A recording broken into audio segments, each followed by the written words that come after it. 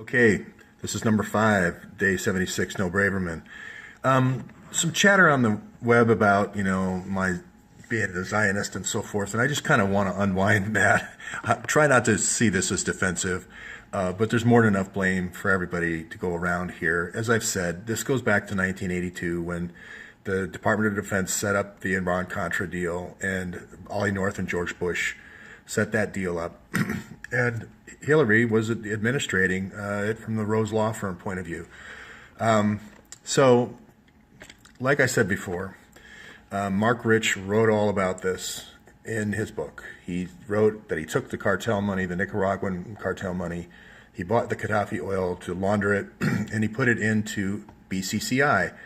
And if you go back to day 20, or I've been saying BCCI until I just got tired of saying BCCI, because basically when BCCI got busted, they changed it to HSBC. So, and if you go back to those early days, like, day 20, you'll see that I said that in 1983, Rudy Giuliani busted him for 65 counts of tax evasion, Mark Rich. And so this is for all those who don't know Mark Rich, he's kind of a citizen of Israel. He's given a lot of money to Ben Gurion University. He's got an honorary PhD there. It's kind of close to our heart, the Israeli wannabes, because he made the desert bloom. He had the secret pipeline going through Beersheba. The Beersheba was the Negev brigade that saved, us from the Israeli army, et cetera, et cetera. So you really have to be, Zionist to live in the desert. This isn't Tel Aviv where all the girls are in bikinis. This is like out in the middle of nowhere. So that's the whole Zionist piece here. So anyway, Comey's still in law school in '83, but Mark Rich, Clinton is getting, they're taking planes, they're flying planes, Barry Seal in 1982 is flying planes from Mena, Arkansas, with weapons down to Nicaragua to support the Contras, and then on the way back, they're flying with empty nose cones in these planes, in Barry's planes, the cocaine, okay? And so that was a good business, and it was to the point they were making $100 million of business, and I'll provide Larry Nichols with testimony and show you all this is true.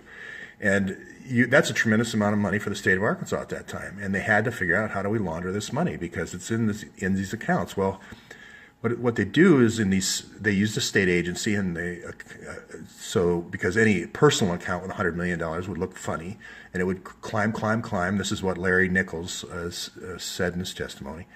And they would zero it out at the end of the month. They'd cash it out, and they would send it to 2 banks. One was in Florida, the other one was in Georgia, and then they would launder the funds. And then a lot of the funds were laundered through Citicorp in New York, and then they would go to international banks. So that's how they were laundering $100 million a month. So yes, the Jewish guy here is the bad guy. He's kind of like the Shylock figure. He's the one laundering the money. But you've got, the Arkansas folks flying guns one way and flying cocaine the other way. So, and then you've got Podesta here with the Citibank and so forth, and that whole kind of Vatican connection, laundering the funds that way. He starts in '93 or so. So you got Catholics here too. I don't know. I think Clinton may be a Methodist. So it's not like there isn't blame to go around. Now the interesting thing is, Comey comes out of law school. He picks up that case. He was an intern for Rudy Giuliani. Giuliani had such a good case on Rich that he fled the country. Rich flees the country. Now, the key thing that Giuliani did is somehow he got hold of 2 steamer trunks full of documents, okay? And some people say Rudy didn't get a warrant for that. Who knows? I don't know the whole story. Maybe Mark forgot them. But anyway, Rudy got these 2 steamer trunks full of documents, and then he had this team of attorneys go through the thing document by document, and they followed the money, exactly what Braverman said, and they got him on 65 counts. Comey comes in as a law clerk right out of law school, and he is one of the lawyers looking through these papers. So he's on the case from, as I said here, 10 years, from 1987 to 1993 until Bill Clinton becomes president. And that is why the case ends there, because now he's not afraid of having any judicial review on this thing or somebody else from the Department of Justice. Clinton's going to bring in the guy who started the whole scheme to begin with, Webb, and they're going to control the Department of Justice right off the bat, and so Comey doesn't have to worry about it. He gives Mark Rich a $140 million fine, which is about 1 month's take from the MENA operation. So Comey has been sitting on these documents for 30 years. So he's some kind of, he went to William and Mary and believes the Protestant saved England and all that. So, again, I think that the religious thing is a red herring here. Since that day, since 30 years ago, since 1993 when he walked in, they've been doing these trades with Patrick Kennedy for more agents, quid pro quo 7 times. I've showed that. Also, when they do the fines, the money goes back through the Department of Treasury, and then Treasury sends out the money to the whatever law agencies that he's at the time. So if you look at how this $140 million got doled out, it went to the Southern District of New York, where he's a district attorney. When he did the HSBC settlement for $2 billion, you look at that, a quarter of it goes back into supporting law enforcement agencies around New York, which is like $500 million. So this is just a repeating pattern. And since nobody, I guess, calls them on it, they just keep doing it. Here you go with a quid pro quo in writing to Patrick Kennedy. And somehow McCabe thinks he can get away with redacting the names. You don't redact the names to public emails written, you're a servant of the public. You can't redact the name of the FBI. You have to give that to Chaffetz. You can't redact the name of the FBI agent that negotiated the quid pro quo. So that's where I sometimes get a little bit edgy on the whole religion thing. So now the prostitution thing. Okay, so I'm not, again, I'm going to keep on this riff a little bit. I'm not the one who had bowls full of cocaine for 14-year-old girls, getting them high, and then a lot of them go on to become prostitutes. And if you look at the original cases in Arkansas, you can see a lot of these girls that got the cocaine at these parties, being so young, ended up becoming prostitutes, and their lives ended early. They OD'd at some point, and then died. And again, Monica Peterson's all over this. I mean, it hasn't. You're going to see that she's all over it. There's going to be papers coming out. So, she was training, I believe, as a spy at the CIA school, and she was kind of the spy who had I'm not going to say spy, I don't mean that. I mean an investigator who, like Braverman, has this moral fiber that says this is, wow, there's that aha moment where I'm in the middle of this incredibly wide conspiracy. I think everybody watching this series has that at some point or another, this moment of, oh my gosh, this is really a worldwide conspiracy. And she had that pang of ethics just like Eric Braverman. So, and you're going to find out Carlos Slim with the microfinancing, the microloan sharking on the cell phones is a huge, huge prostitution ring. And they're bringing the girls through Dominican Republic. They're just the way it is. So anyway, like I said, Comey's known about this money. He's had the Mark Rich documents for 30 years at least. 30 years. He knows who the hidden donors are. He's got the bank routing numbers for all this stuff. So, all I say is, Mr. Comey, I really respect you as I almost went to his school, and we're both basketball players, both the same height, 6'8". I really respect Jim Comey.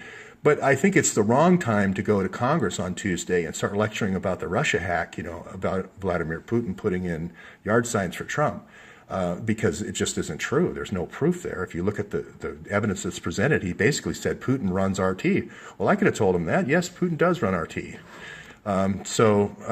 Just like Clinton's run CNN. So So finally on this thing about the, Amy Rayo's integrated archive solutions, I'm not saying she's involved, but I'm saying that all these hacks of these different hacks that have happened while Hillary was Secretary of State and after is information going into this archive to build up this blackmail ledger against everyone who has ever worked for the government. The OPM hack, this 1995 hack here, is 21 million people who've ever worked for the government. And then it was proven that China did it. It's Hillary's 5 hackers. But you notice what I've been saying about the Joint Strike Fighter? That goes all the way back to when it turned into the F-35 program. And that was the original hack. That was where they got the plans for the F-35, as I've been saying on another slide.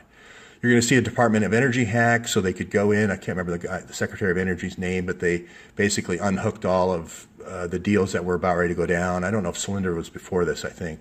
But then they put in there basically friends of Bill. They got an alternative friend of Bill, and they put them in to all these bids. Postal Service hack is the Postal Service has an ability to photograph all your mail and so forth, and open packages and that sort of thing. So this is more of a clandestine hack. The atmospheric stuff is going to be the ships moving. The ships are moving, and so you're going to geolocation of ships and satellite data. The White House hack is just to figure out if anybody is in on it. State Department hack is for the same reason, that the same information she was out of office, so she just needed to do another. For this is the daily briefings. Department of Defense. These are all going to be arms deals. They're all going to be arms proposals, and they're going to be inserting themselves in the arms proposals. IRS is just a straight blackmail attack on business, and you just read it like this, and you can figure out every attack she's going to do, and it's all going to end up right here in Archive Solutions. Now, the good part about this is, again, I talk about the golden thread. You pick the right golden thread to pull, and the whole garment comes apart.